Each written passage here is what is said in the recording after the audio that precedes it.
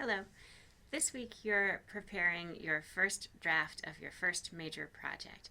And as we move into that phase of the course, I wanted to take a minute to define what a draft is for this class. As writers now, we want to be thinking about how we are defining our terms and how other people are defining their terms. We're not looking for the one right definition of draft.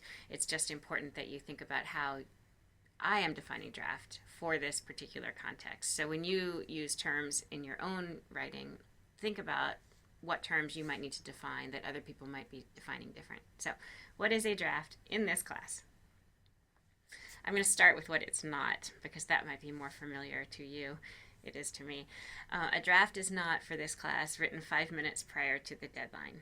A draft is also not so perfect that you're unwilling to change anything. We all get attached to certain aspects of our writing or certain sentences that you write where you're just like, oh, this is such a great sentence. But even though that's good to have enthusiasm and attachment like that, you also want to be willing to change something should you get some feedback. So don't get so attached to the draft. Okay, it's an initial draft. It's also not an outline of what you will write once you get the chance. I've seen a lot of drafts over the years where there's like a really good paragraph or two paragraphs that are solidly written, and then just kind of the writer ran out of time, so listed an outline underneath it. And that's a really good outline, but that's not, for the purposes of this class, a draft.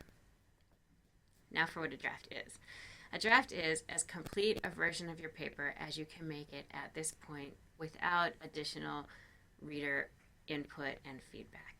As a writer, when I reach a point where I've really said what I wanted to say, or at least I'm close to what I want to say, I feel like I really need readers' feedback to see if I'm heading in the right direction. I can also use feedback when I'm at a stumbling block, right? Like I'll have the whole project the way I want it, but I'm really stumped with a particular aspect. It should also be, the draft should be ready for feedback. And that means that you've thought about what you want feedback on.